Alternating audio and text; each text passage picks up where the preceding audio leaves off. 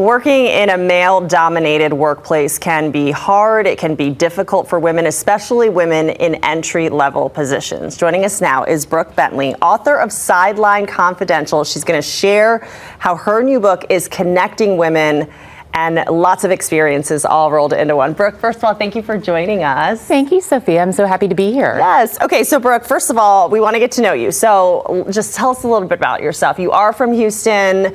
You went off to college, and then you worked for the Houston Texans. Tell us about your experience in the sports world. That's right. I'm from Houston, born and raised here. I grew up cheering for the Houston Rockets, and I was a huge fan of Lisa Milowski. That's who I wanted to be. I actually took a picture with her picture outside of the studio. In the lobby. She was my idol, and I grew up wanting to be just like her. I saw her at a Rockets game and told my dad, that's what I want to be when I grow up. And so I had this dream to be a sports anchor. I went off to college. I went to Davidson College in North Carolina, and I played volleyball there and loved it. And then I thought, I need a more practical job, and maybe I'll become an attorney. And I worked at a law firm for a few months and realized that passion for sports journalism burned too strong. It's so deep. It's so deep. I had to follow it. So I actually got my master's in journalism at USC in Los Angeles. I did that and came back to Houston and worked for the Texans. And I was part of their media department. And while I was there, I had an incredible experience. I learned so much. I got to travel with the team. I went to a Super Bowl, Pro Bowls. At the Super Bowl, I worked for the NFL.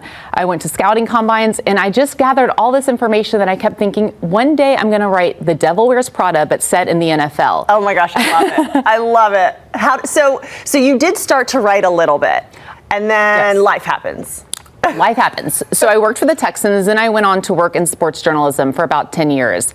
And I also became a mom during that time. And so momming and working was a lot, and it didn't really lend itself to a lot of writing time.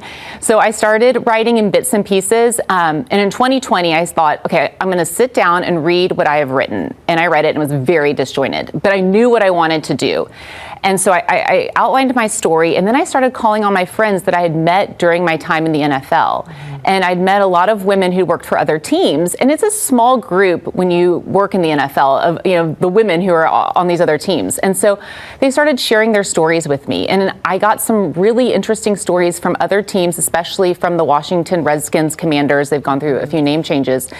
And I thought, okay, I think I have something here. And I had the why for my book, which was it is so hard for young women to start off in such a big industry like the NFL. Yeah, it's huge. And I think that it's so important to shed light on these types of stories. And I think that's what you do so great in Sideline Confidential is you gathered all of these stories. It is a fictional book. Tell us about the book.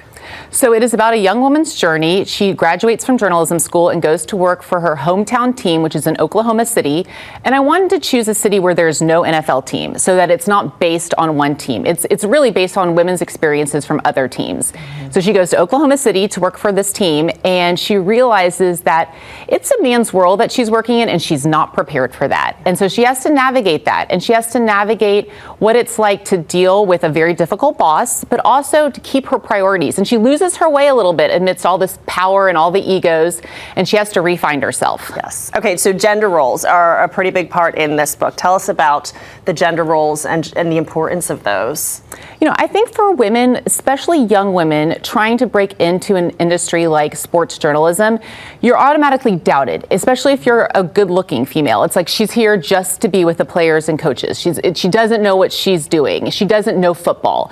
And so you have to work that much harder to prove yourself. And so I really felt like with this book, I wanted to show that young women can come in wanting to be journalists, wanting to uncover stories, wanting to be out there, relating to players in a humanistic way where they're trying to tell their background, their story, not because they want to go on a date with them. Right. And so I really wanted to share that. But I also wanted to share, this isn't a book, about men versus women. It's sort of about toxic cultures and how certain teams have toxic cultures and how really to shed light on maybe fixing those and making it better for everyone. Right. I think also we were talking just a little bit about how social media has made it a little bit easier to, hey, let's shed light on whatever's happening here. Let's talk about it.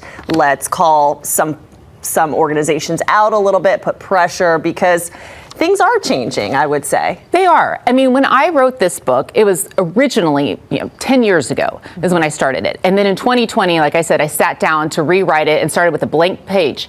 And I was talking to an agent and she said, you don't need to go back to when you started this book. It still holds water.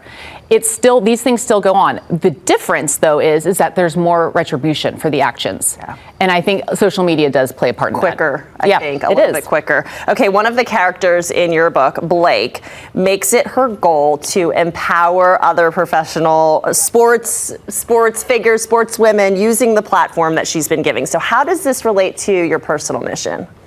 Well, I also really wanted this book to be about women empowering other women. Blake has a role model, a mentor that I modeled after Lisa Malowski, Hannah Storm, all the women that I've admired in the industry. And I wanted to have her help empower Blake and for Blake to help empower other women who read it. So they can say, okay, yes, I've made some mistakes. Yes, this is a difficult journey, but I can do this. And there's other women doing it. There's other voices that are being spoken up and telling their story. And so I just felt like this book was one of those, all right, we can really celebrate women. I sort of felt like the summer was a celebration of women with the Taylor Swift Era Tour and the Barbie movie. And I was like, great, my book fits right in with that. Right, women elevating women. Exactly. That is amazing. Okay, Brooke, is there anything that you would like to say, while we're talking about the book that you didn't really get to share in the book maybe, that you maybe left out?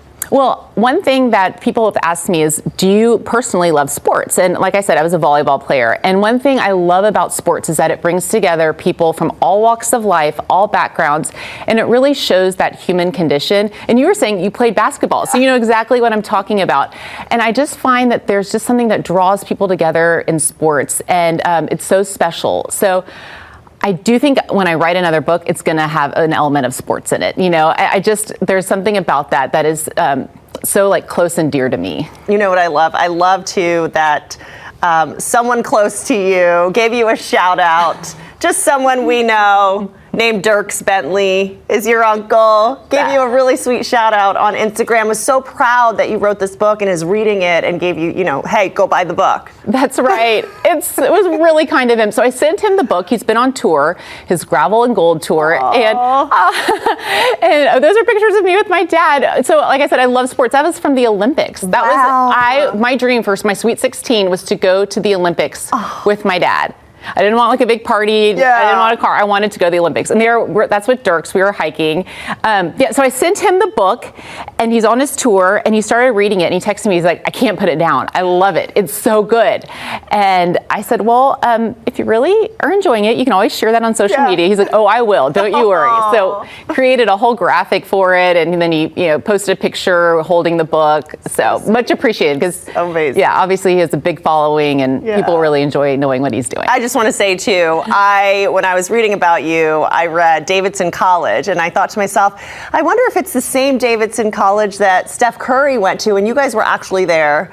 Steph Curry from the Golden State Warriors. You guys were there at the same time. I was right before him, but very close. And this is the one thing that gives me street cred with my kids. I have two boys. They're 7 and 9, and they're really into sports. And I was Athlete of the Year one year at Davidson, and Steph was like Athlete of the Year every year. Yeah. But we were on the same plaque together, and my kids were like, "What? You're on the same plaque as Steph Curry?" That was a big deal to them. Much bigger than anything else. So we know that you love sports. Dear to your heart. Very, very much so. All right, Brooke, thank you so much for joining us and sharing. Oh, really quickly, where can folks get your book? So it is being sold wherever books are sold, Barnes & Noble, Target, Amazon, and then here locally at Brazos Bookstore. Awesome. Thank you so much, Brooke. Thank you. And for more info on this story, you can head to clicktohouston.com for more.